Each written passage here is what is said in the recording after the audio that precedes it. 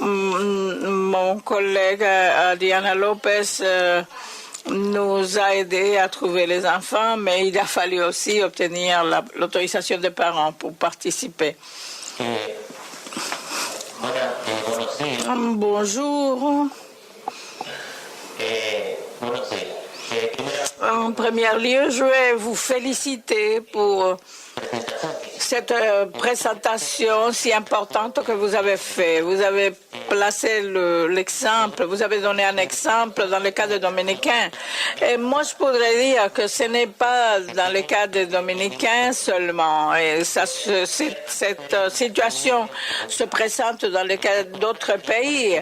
On peut mettre des exemples d'autres endroits. Par exemple, je peux parler des tours jumelles du 11 septembre. Comment était la relation des musulmans et des Américains? Mais comment le 11 septembre a fait tourner l'histoire? Comment les relations ont changé entre les refus des musulmans, ils étaient maltraités, et même dans le cas des familles, même les parents changeaient la mentalité vers les musulmans en leur disant ce sont des terroristes. Et si on se rend compte, si vous avez vu le film Mon nom est Hans, un film merveilleux, c'était un monsieur autiste qui sort de l'Inde, il était musulman, mais il voulait arriver aux États-Unis pour dire au président de ce moment-là, qui était George Bush, mon nom est Hans et je ne suis pas terroriste. Il est sorti de son pays avec cette idée positive. Nous ne sommes pas tous des terroristes, nous ne sommes pas égaux. C'est la relation que je vois dans l'exemple. Merci. Pour compléter un peu ce que vient d'apporter notre camarade, on a fait un établissement de données à l'université dans les alentours en prenant en compte l'opinion des étudiants haïtiens. Et dans ce recensement, on a découvert quelque chose de surprenant. C'est que la réalité négative existante dans les médias est projetée sur les Dominicains dans les médias en Haïti. Donc, ceci a été un impact pour nous. On a aussi fait une recherche selon l'opinion publique, l'enquête POP de 2010. Et il rapporte que plus de 60% des Dominicains admettent que les Haïtiens sont ici dans ce pays pour réaliser des travaux que les Dominicains normalement ne feraient pas. Mais il n'y a qu'en 40% de ces personnes, de ces échantillons, qui admettent ou qui voient d'un bon œil que l'on donne des services de besoins de base tels que hôpitaux aux nationaux haïtiens. Ils n'admettent pas non plus que l'on donne la nationalité dominicaine à un enfant de ce côté. Et cela a une grande incidence. Nous voulons changer cette réalité parce qu'elle n'est pas belle.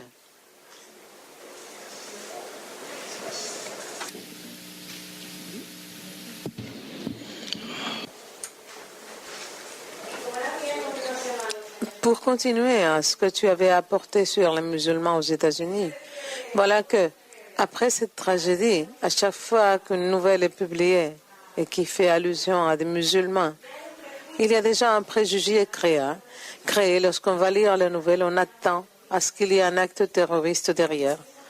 Pareillement, ici, on doit faire attention à la rédaction parce qu'il y a une quantité de conflits historiques dans ces deux nations.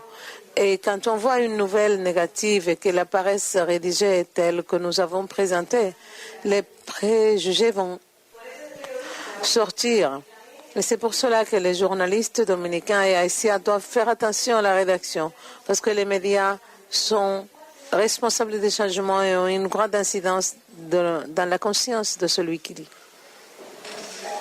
Nous avons 2 questions parce que nous allons continuer avec l'atelier. Et nous avons une brève participation. Le groupe a présenté un travail magnifique. Et nous autres, ce que nous apprécions, c'est la procédure pour aboutir à un travail assez intéressant. C'est très bon. Donc, ma question sera très embarrassante, pour ne pas dire une question qui va demander beaucoup d'élaboration. Maintenant, nous savons que les médias, compte tenu de leur poids, c'est-à-dire dans la vulgarisation des informations, et nous avons vu également le poids des médias au vu de l'école de Francfort, dirigée par Théodore Adorno, Herbert Marcuse, comment les médias ont contribué à façonner, je dirais, à produire des messages qui puissent conditionner, n'est-ce pas, les réactions des individus. Donc, comment vous autres, en tant qu'étudiants dominicains, vous comptez contribuer pour le changement des perceptions négatives que véhicule la presse dominicaine à l'égard des médias, à l'égard des migrants haïtiens? Parce que le problème n'est pas oui, vous avez fait des recherches qui ont montré comment les médias dominicains présentent les migrants haïtiens, mais c'est comment vous autres, comment vous allez agir sur ce phénomène pour que ce problème ne se répète plus. Merci.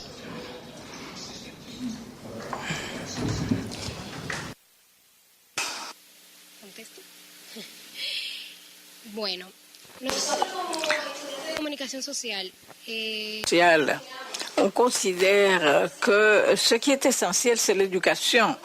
L'éducation est essentielle pour que ceci ne continue à se produire.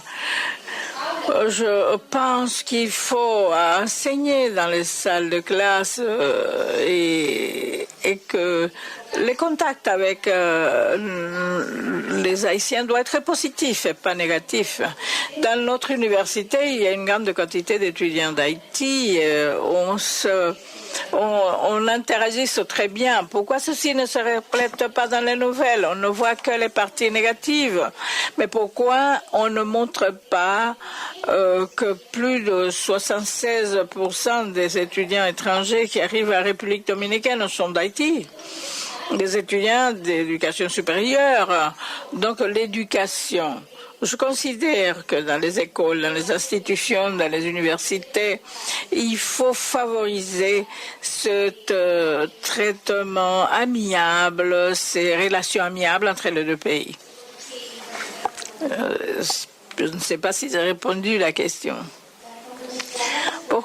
Pour compléter un peu la question de ma camarade, pour notre projet, nous voulons faire appeler au sentiment des personnes, qu'elles se sentent identifiées sur la manière dont ceci peut affecter de manière négative les personnes qui sont affectées par ce mauvais traitement. C'est un thème que nous devons aborder pour pouvoir créer des liens harmonieux entre les 2 nations. Merci. Tenemos una última pregunta para pasar a la intervención. Une dernière question. Bonjour à tous. Je félicite mes camarades du travail réalisé parce qu'ils présentent la réalité que nous vivons. J'aimerais demander quelle est l'origine de ce problème. Parce que non seulement les Haïtiens sont discriminés ici, mais nous sommes discriminés quand on va dans une autre nation.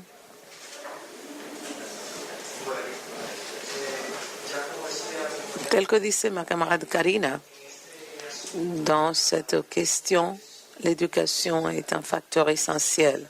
Je ne sais pas si vous vous êtes rendu compte, mais mes camarades dominicains ici dans la salle de classe, ils peuvent me démentir si je me trompe. Lorsque vous entrez à l'école primaire, que vous recevez des cours d'histoire, on vous met dans la tête que l'indépendance a été un conflit qui a été résolu Duarte est le plus grand et les Haïtiens sont méchants. Et depuis le début, on t'apprend cela. Et à la fin, quand tu sors du système éducatif, que ce soit de la classe de système d'éducation média. Tu as cela en tête, tu ne sais pas comment t'en débarrasser. Mais nous devons prendre en considération qu'on est des frères. Nous faisons la même ombre sous le soleil, on est tous pareils. On est fait du même mélange, on va dire. On est fait du même mélange de faits, d'événements historiques qui ont produit la conformation du pays, de l'île. Alors, on a besoin de l'un de l'autre. On s'aime, on se haït, mais à la fin, on est tous pareils. On est des gens de la meilleure race, de la race humaine. Merci. On remercie le groupe d'étudiants de l'Université Pontificia Catholique Madre Maestra, Campus Santiago. Un petit soulignement. Hier, l'Université catholique a fait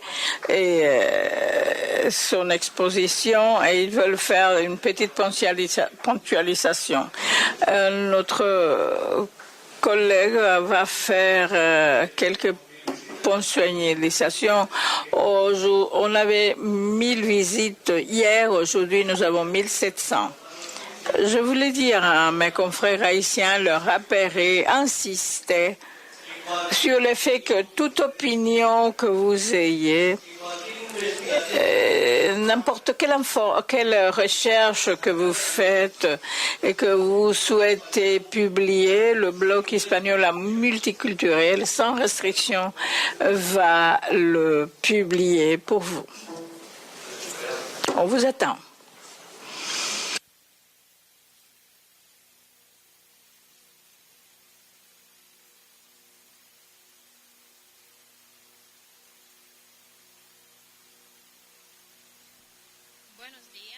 Bonjour, mon nom c'est Maldo Joseph.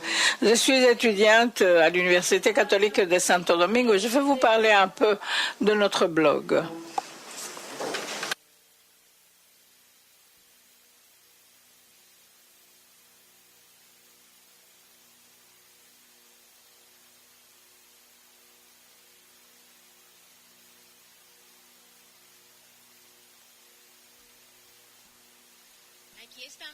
Ici, mon travail qui a comme titre Haïti en images.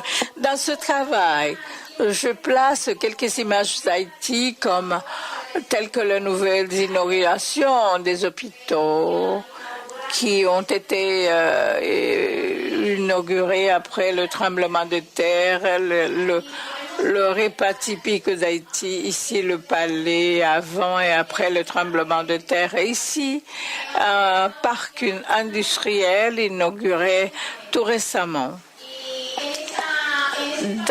Au cours de dans cet parc industriel, il y a beaucoup d'articles d'artisanat. Ici, plus des articles d'artisanat. On réalise la confection de chemises. Ici, l'hôpital public de Mirebalais, une province qui est hors de la capitale, les salles de l'hôpital. Ici, il y a la réparation de l'aéroport Toussaint l'ouverture.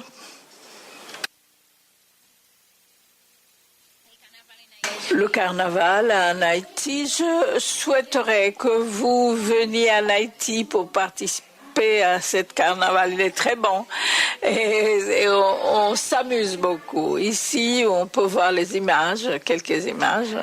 Une reine qui salue le public.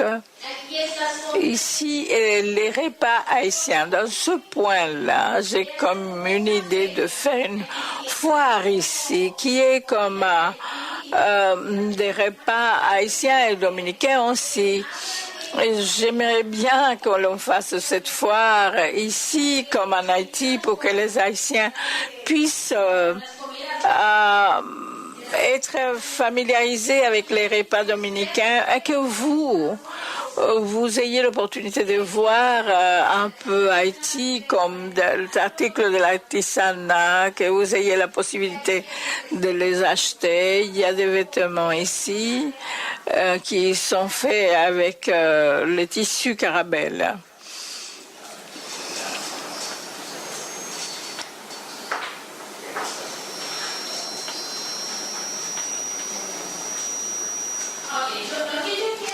Ce que je veux dire, c'est que si vous venez visiter notre blog, quand vous lisiez, vous allez voir quelques informations et vous allez connaître beaucoup sur Haïti. Et comme ça, vous allez changer vos idées qu'Haïti là que de bidonville, que ce n'est pas un pays développé. Nous travaillons maintenant pour créer de nouvelles choses. Et vous pouvez venir visiter Haïti pour mieux le connaître. Je veux organiser cette foire, mais je souhaiterais avoir votre aide pour que l'on puisse apporter des repas et que vous pourriez vous amuser avec ça. Et on pourrait faire le même en Haïti.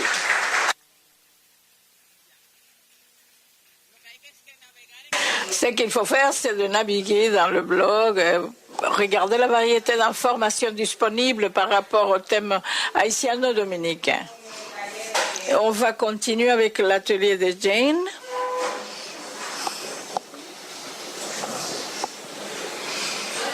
Bonjour, bonjour.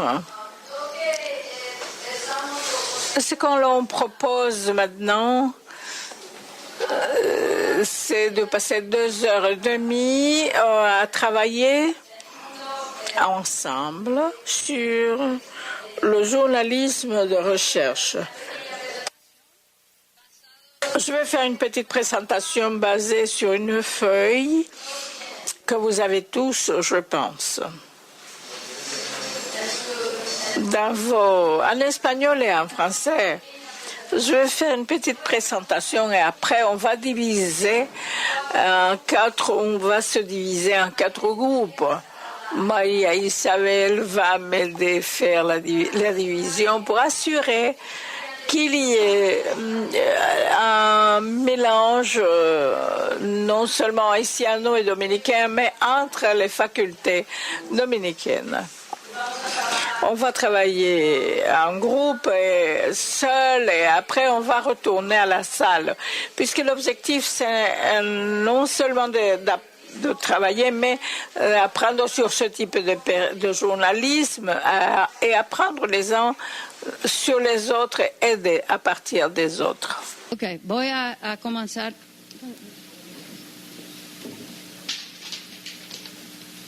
Ok, todos tienen.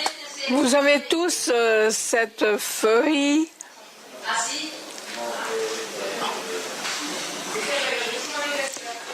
C'est écrit journalisme de recherche et journalisme conventionnel. Ceux qui ne l'ont pas, vous pouvez vous asseoir à côté de quelqu'un qui l'ait, mais vous devez l'avoir. Cette feuille est dans la chemise, dans un document que vous pouvez trouver en ligne gratis, mais malheureusement, dans ce cas-là, il y avait des préjugés contre les Dominicains, puisqu'il existe en anglais, en espagnol, en portugais, mais en français et anglais, portugais, mais pas en espagnol. Malheureusement, mais si ce document et tous les livres en PDF vous intéressent, il est en ligne dans le site de l'UNESCO. Vous pouvez taper, écrire Investigator Journalism. Dans cette feuille, vous pouvez voir 2 colonnes avec des idées. À gauche, il y a les idées de ce que l'on appelle journalisme conventionnel et à droite le journalisme de recherche.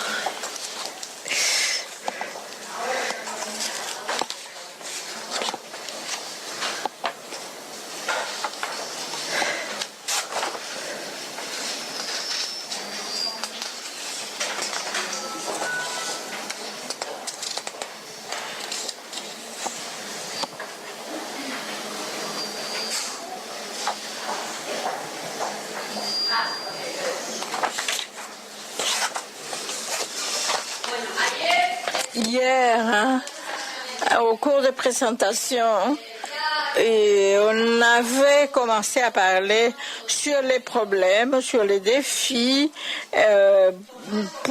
avec un autre journalisme de tous les pays, mais spécialement les médias, dans les médias,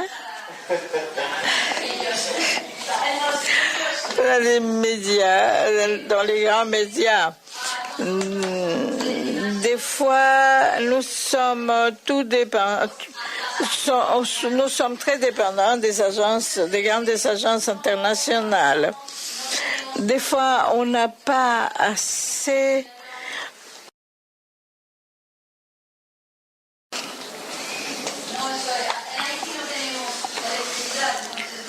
En Haïti, on n'a pas d'électricité, donc je n'ai pas trop d'expérience dans la manipulation de ces appareils.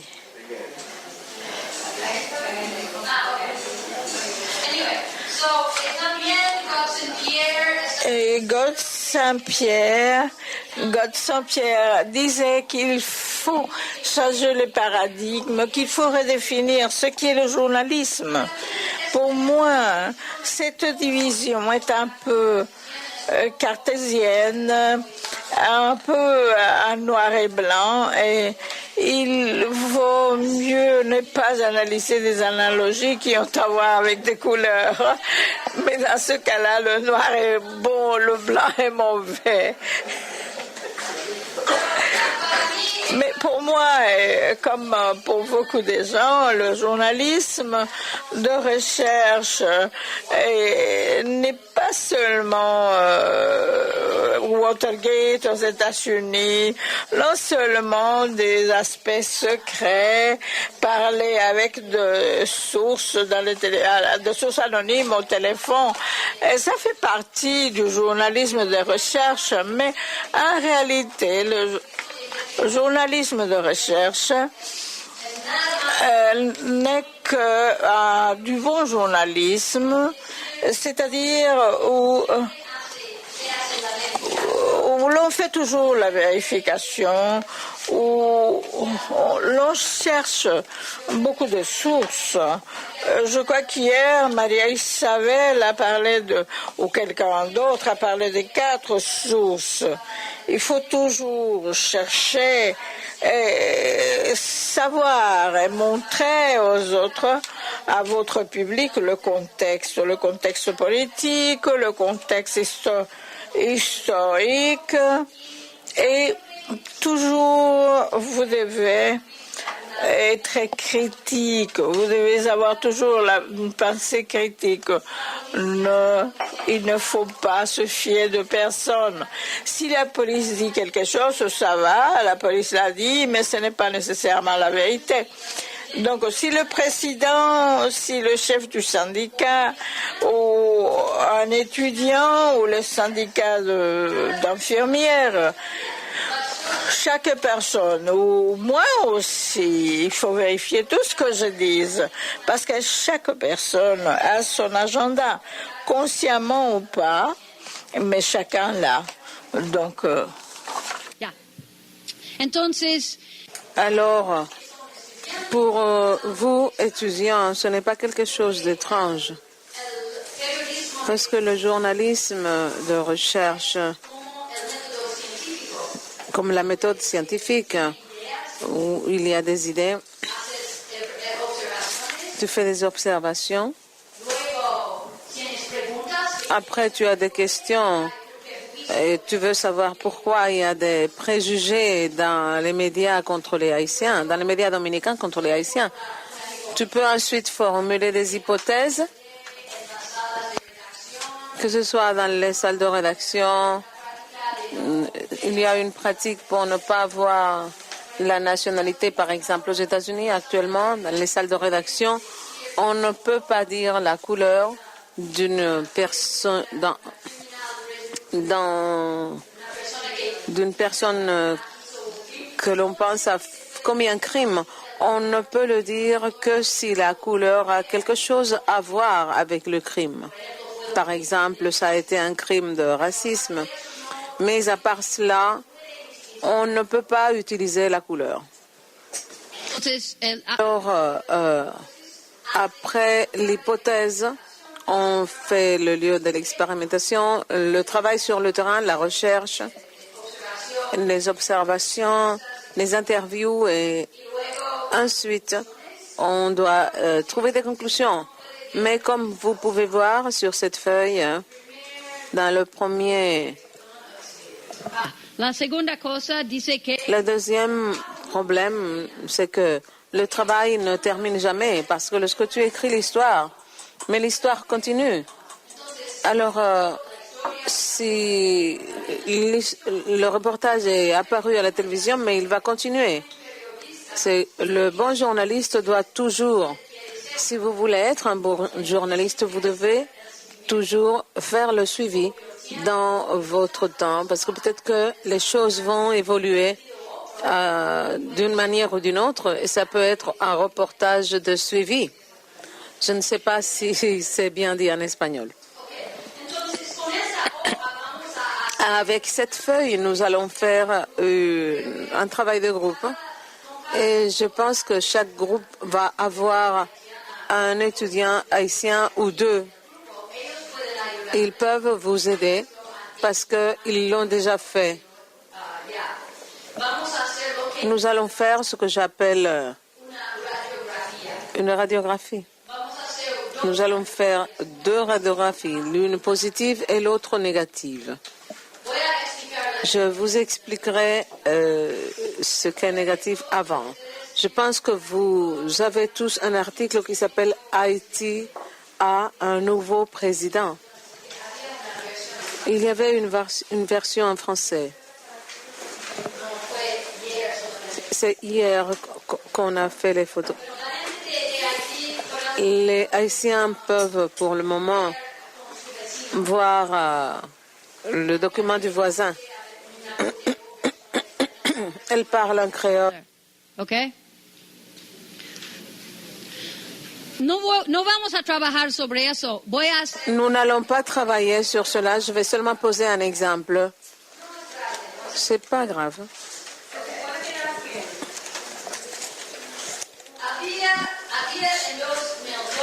En 2004, il y avait beaucoup de problèmes en Haïti. Et il y a eu quelque chose que beaucoup de gens pensent, golpe d'État ou séquestration du président. D'autres pensent que le président d'Haïti a abandonné son poste. Et ce journaliste s'appelle La Presse de Nicaragua. Dans son slogan, on dit « au service de la vérité et de la justice ». Je vais faire une petite radiographie de cet article pour vous montrer comment les médias, au lieu d'informer en général,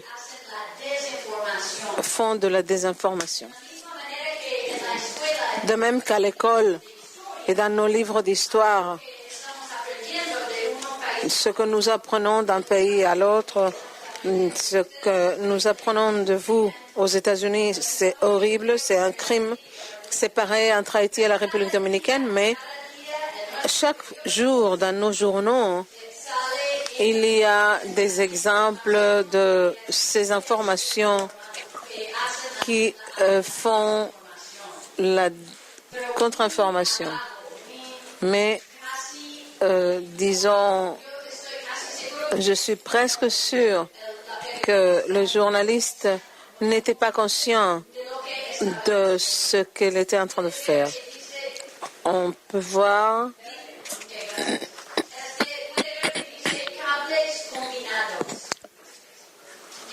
des fils combinés. Qu'est-ce que cela veut dire? Micro. Micro. L'information vient de différentes sources. Hier, on parlait du danger de trop dépendre des agences internationales seulement. Et vous pouvez voir chaque chose qui est en jaune est un élément erroné ou c'est de la contre-information, c'est quelque chose qui manque, c'est une supposition. Alors la première chose, le président, et vous pouvez suivre dans votre document, le président de la Suprême Cour, a assumé hier la présidence en substitution et qui a abandonné son pays. Maintenant, il est clair. Moi, j'étais là en Haïti. C'est quelque chose de l'ambassade des États-Unis qui est arrivé à la maison d'Aristide avec un document écrit en créole avec des erreurs pour le forcer à signer. Après, il y avait une voiture de l'ambassade qui l'a conduit à l'aéroport et il a été presque obligé de monter dans un avion payé par mes impôts pour le conduire en dehors du pays. Alors, l'utilisation du verbe abandonner est une désinformation. Dans le prochain point, lorsqu'on parle de la Constitution qui dit, ça c'est la vérité, s'il y a absence ou renonce, que ce qu'il faut faire